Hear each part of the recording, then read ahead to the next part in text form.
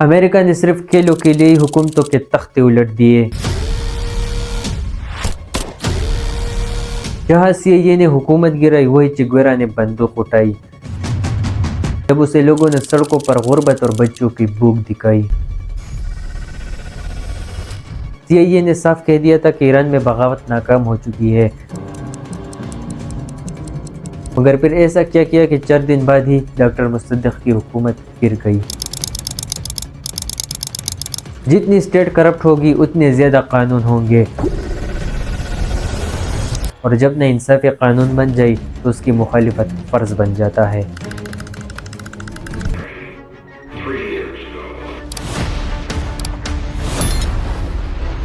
ہم نے ہمیشہ سنا ہے کہ امریکہ ڈیموکریسی کی بات کرتا ہے، غریب قوموں کی مدد کرتا ہے۔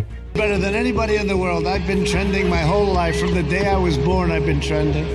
I like the good publicity and I like the bad publicity. It all plays. انہیں بلینز آف ڈالرز کی ایڈ دیتے ہیں ان کے مشکل وقت میں، مگر تاریخ کے سائے میں ایک اور بھی کہانی لکھی گئی ہے۔ China. China. China. China. China. China. China. China. China. China. China. کہانی ان 70 سے زیادہ حکومتوں کی جنہیں خاموشی سے گرایا گیا، بغاوت اور سازش کروا کے۔ کہا گیا ہم ڈیموکریسی لیں گے، مگر آئی صرف ڈکٹیٹرشپ اور خانہ جنگی یعنی سول وار۔ آخر کیسے اور کیوں امریکہ حکومتوں کے تختے الٹتا ہے، آئیے جانتے اس ویڈیو میں۔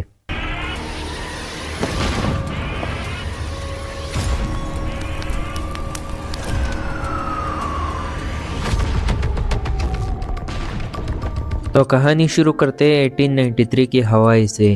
ہوائی ایک آزاد اور خود مختار بادشاہ تھی جس کی ملکہ کوئین لیلیو کلانی تھی، مگر مسئلہ تھا امریکن مشینریز اور تاجروں یعنی بزنس مینز کا چینی پر کنٹرول۔ ان کے پاس بڑی زمینیں تھی اور ہوائی کی اکانومی پر پورا کنٹرول، اور امریکنز کو لگا کہ ہوائی کی ملکہ ان کی چینی پر کنٹرول کے لیے خطرہ ہے، تو امریکہ نے ہوائی کی طرف ایک ملٹری شپ کو بھیجا، اور اس آرمی نے ملکہ کا تختہ الٹ دیا اور اپنے پسندیدہ لوگوں کو حکومت دے دی ہوائی کی، اور سینفورڈ بھی ڈول کو پریزیڈنٹ بنایا، جس کے خاندان نے اپنے ڈول کارپوریشن کو اور پاورفل بنایا، اور 1898 میں ہوائی کو یونائٹڈ اسٹیٹ میں ضم کر لیا گیا۔ There's a new taste in pineapple from Dole. This is the story of these islands. پہلی بار تھا کہ امریکہ اپنی طاقت دکھا رہا تھا اور اپنے پر پھیلا رہا تھا، مگر یہ تو بس شروعات تھی۔ اگلی باری تھی اسپین کی، یعنی اسپین کی کالونیز کی۔ سینچریز تک اسپین ورلڈ سپر پاور رہ چکا تھا، مگر 19 سینچری کے آخر تک یہ زوال پذیر تھا۔ اسپین کی کالونیز میں بغاوت ابھر رہی تھی، جیسے پیورتو ریکو، گوام، فلیپینز اور کیوبا، اور امریکہ ایک رائزنگ سپر پاور تھا، تو وہ کیسے اسپین کو اپنے پڑوس میں برداشت کر سکتا تھا؟ تو کھیل شروع ہو گیا۔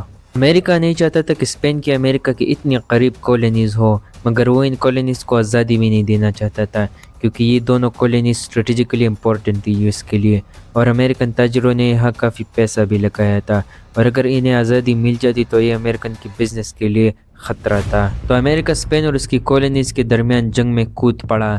امریکن گورنمنٹ نے اسپین پر الزام لگایا کہ اسپین نے ایک امریکن جہاز کو حملہ کر کے ڈبایا ہے، حالانکہ کئی لوگوں کے اکارڈنگ اس جہاز کا ڈوبنا بس ایک ایکسیڈنٹ تھا۔ تو امریکہ نے اپنے ٹروپس کو بھیجا تاکہ وہ اسپین کو یہاں سے نکال پھینکے باغیوں کے ساتھ مل کر۔ صرف کیوبا پیورتو ریکو میں نہیں بلکہ US فلیپینز اور گوام میں بھی مداخلت کرتا رہا، اور آخرکار اسپین کو نکل کر خود US یہاں بیٹھ گیا فریڈم کے نام پر، اور کیوبا اور پیورتو ریکو کو انڈائریکٹلی کنٹرول کرنے لگا، اور پرو امریکن لیڈرز یہاں انسٹال کیے اور ایک نیول بیس بھی بنائی کیوبا میں، اور بعد میں پیورتو ریکو اور گوام کو مکمل طور پر امریکہ میں ضم کر لیا گیا، جبکہ فلیپینز 1950 تک امریکنز کے انڈر رہا۔ مطلب اسپین کی کالونیز امریکن کالونیز بن گئی۔ جب فلیپینز کے لوگوں نے بغاوت کی تو بدلے میں 2 لاکھ سے زیادہ لوگ یہاں مار دیے گئے۔ ایک تو امریکہ کے اکنامک انٹرسٹ بھی پورے ہو گئے، اور دوسرا انہیں اسٹریٹجک علاقوں پر قبضہ بھی مل گیا۔ اگلی کہانی شروع کرتے ہیں 1909 کے نیکوراگوا سے، جہاں طاقتور امریکن کمپنیز نے اپنا پیسہ انویسٹ کیا ہے، مگر 1909 میں نیکوراگوا کے پریزیڈنٹ ایک لبرل اور نیشنلسٹ لیڈر تھے، جوس سینٹوس زلایا۔ وہ ہر کس امریکن کمپنیز کو اتنی کھلی چھوٹ نہیں دینا چاہتے تھے۔ اور نہ ہی ان کی منمانی برداشت کرنے کو تیار تھے۔ امریکن سیکریٹری آف اسٹیٹ نے اس پر الزام لگایا کہ وہ ایک نیا نہر بنانا چاہتا ہے پاناما کنال کے مقابلے۔ اس وقت امریکن فورن پالیسی کو ڈالر ڈپلومیسی کہا جاتا تھا، مطلب جہاں امریکہ پیسہ لگا ہو وہاں سرکار بھی امریکہ کی مرضی کی ہونی چاہیے، مگر پریزیڈنٹ ضلع اس پالیسی میں رکاوٹ بن رہے تھے، تو امریکہ نے باغیوں کو سپورٹ کیا۔ یو ایس نیوی نیکاراگوا کے قریب لنگر انداز ہوئی اور خونریزی سے بچنے کے لیے پریزیڈنٹ زیلایا نے استعفیٰ دے دیا اور نیکاراگوا میں پرو امریکن گورنمنٹ بن گئی۔ اب اگلی باری تھی ہونڈورس کی، جہاں امریکن کمپنیز ریاست کے اندر ریاست بن چکی تھی۔ ہونڈورس کا پریزیڈنٹ ان بنانا کمپنیز سے کنٹرول واپس لینا چاہتا تھا، مگر یہ بنانا کمپنیز کافی طاقتور تھی، خاص کر سیم دا بنانا مین، جس نے باغیوں کو سپورٹ کیا۔ امریکہ ان سب میں نیوٹرل رہا اور آخر کار یہاں بھی ایک پرو امریکن لیڈر پریزیڈنٹ بن گیا، اور پھر اس نے بنانا کمپنیز کو خوب فائدہ پہنچایا اور امریکن انٹرسٹ کا خیال رکھا۔ We shall fight in the hills. We shall never surrender. World war 2 کے بعد کولڈ وار ایرا شروع ہوتا ہے، جہاں امریکن سپر پاور تھا اور یو ایس کی پہلی پرائیورٹی تھی کمیونزم کو روکنا۔ 1947 میں بنائی گئی سینٹرل انٹیلیجنس ایجنسی CIA، جو ہماری کہانی میں اہم کردار ادا کرے گی، چاہے حکومتیں بدلنا ہو یا بغاوتیں کروانا۔ ورلڈ وار 2 کے بعد بھی ایرانی تیل پر برطانیہ کا کنٹرول رہتا ہے اور برطانیہ تیل کی دولت سے مالا مال ہوتا رہتا ہے ایران کے، اور ایرانی عوام غربت کی چکی میں پستے رہتے ہیں۔ مگر 1951 میں ڈاکٹر مصدق ایران کے پرائم منسٹر بن جاتے ہیں۔ ڈاکٹر مصدق ماڈرن ایران کے سب سے بڑے سیکولر نیشنلسٹ اور عوامی لیڈر کہلائے جا سکتے ہیں۔ انہوں نے ایرانی عوام کی مدد سے 1951 میں ایرانی تیل کو نیشنلائز کر لیا اور انگریز ایرانی تیل کی دولت سے ہاتھ دھو بیٹھے۔ انگریزوں کو بہت غصہ آیا اور انہوں نے ایران پر سینکشنز لگائے، ایران کی نیول بلاکیڈ تک کر دی، مگر ڈاکٹر مصدق پیچھے نہیں ہٹے کیونکہ انہیں ایرانی عوام کا سپورٹ تھا۔ برٹن نے امریکہ کو اس بات پر قائل کیا کہ اگر ڈاکٹر مصدق طاقت میں رہے تو ایران کمیونسٹ بن جائے گا، اور ورلڈ وار 2 کے بعد امریکہ ایک ہی لفظ سے بہت زیادہ ڈرتا تھا اور وہ تھا کمیونزم۔ CIA نے بھیجا کرمٹ روزویلٹ کو، یا جسے کم روزویلٹ بھی کہا جاتا ہے، ایران میں بغاوت کروانے کے لیے۔ Kim Roosevelt American president Teddy Roosevelt کے پوتے تھے، تو کرمٹ روزویلٹ نے ایران میں پولیٹیشنز، مذہبی ملا اور باقی لیڈرز کو اپنے ساتھ ملایا اور مصدق کے خلاف پروپیگنڈا کیمپینز شروع کی۔ انہیں اسلام دشمن کہا گیا اور کچھ ہی وقت میں مصدق کے خلاف ماحول بننے لگا۔ ایران میں فل کیوس پھیلانے کے لیے CIA نے 10,000 لوگوں کو ایک فورس بنائی جو اسلحے سے لیس تھی تاکہ ایران میں فل کانفلکٹ شروع کیا جا سکے۔ تہران میں دنگے اور فسادات بڑھنے لگے، کرائے کے غنڈوں نے شہر میں آتنک مچایا۔ 15 اگست 1953 کو مصدق کو ہٹانے کی پہلی کوشش کی گئی جو ناکام رہی۔ 19 اگست 1953 کو خریدے گئے جرنیلوں نے مصدق کے گرفتار کر کے شاہ کی حکومت بحال کی۔ ڈاکٹر مصدق پر ٹرائل چلا کر انہیں غداری کا مرتکب قرار دے دیا گیا۔ اب شاہ ایران کی حکومت امریکن فرینڈلی تھی اور شاہ ایران نے امریکن آئل کمپنیز کو ایران میں الاؤ کیا۔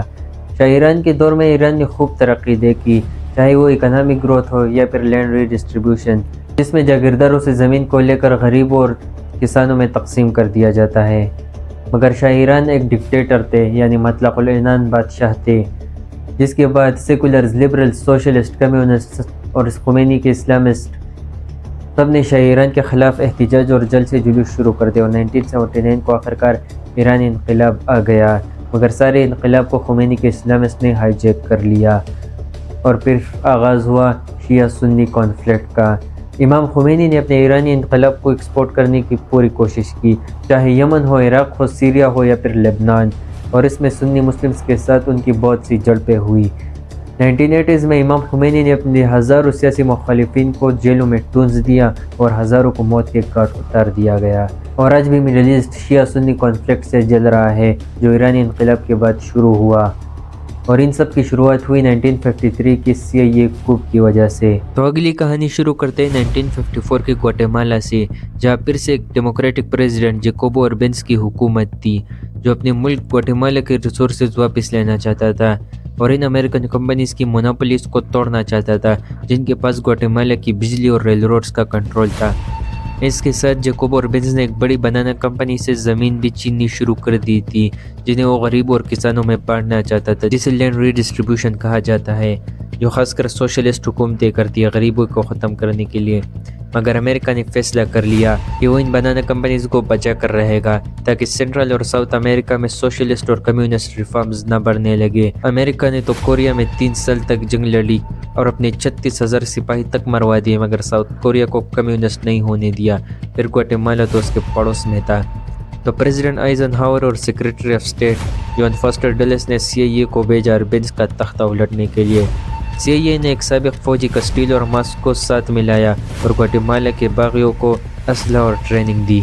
اس کے ساتھ امریکہ کے فلوریڈا میں ایک ریڈیو اسٹیشن بنایا گیا اور ایسا دکھایا گیا کہ یہ گواٹیمالا کا ہی کوئی ریڈیو اسٹیشن ہے، اور اس ریڈیو اسٹیشن سے جھوٹی خبریں اور پروپیگنڈا پھیلایا جانے لگا کہ گواٹیمالا میں انریسٹ اور بغاوت ہو رہی ہے اور ایک بڑی باغی فوج آ رہی ہے، حالانکہ صرف چند سو باغی تھے۔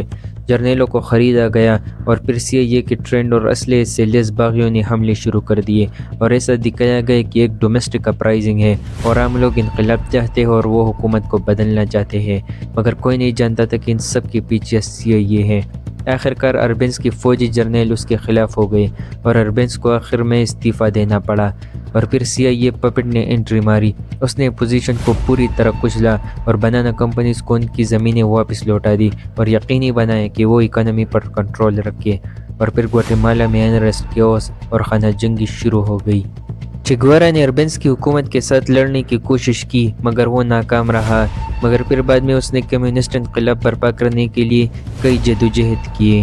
یہ سب 1954 کی فوجی بغاوت کا نتیجہ تھا، مگر آج تک ایسا کوئی ثبوت نہیں ملا کہ سوویت یونین گواٹیمالا میں ذرا سا بھی انٹرسٹڈ تھا، اور نہ یہ کہ پریزیڈنٹ اربنز کمیونسٹ تھا، بلکہ اصل بات یہ تھی کہ American secretary of state John Foster Dulles اور CIA چیف ایلن ڈلس دونوں بھائی تھے، اور دونوں کے خاندان کے مفادات یونائٹڈ فروٹس کمپنی سے جڑے ہوئے تھے، اس لیے انہوں نے اربنز کو کمیونسٹ کہہ کر اس کی حکومت گرا دی تاکہ یونائٹڈ فروٹ کمپنی کے مفادات کو بچایا جا سکے۔ حالانکہ اربنز کمیونسٹ نہیں تھا، وہ بس سرمایہ دار کمپنیز کی مونوپولی کے خلاف تھا اور اپنے لوگوں کو ایکویلٹی دینا چاہتا تھا۔ یہ سب کچھ امریکن بزنس انٹرسٹ کو پروٹیکٹ کرنے کے لیے کیا گیا، کیلوں کے لیے ایک حکومت گرا دینا۔ اگلے پارٹ میں ہم کونگو، ویتنام، عراق اور افغانستان کی کہانی جانیں گے کہ کیسے CIA نے وہاں باغیوں کو سپورٹ کیا اور وہاں کی حکومتوں کا تختہ الٹا۔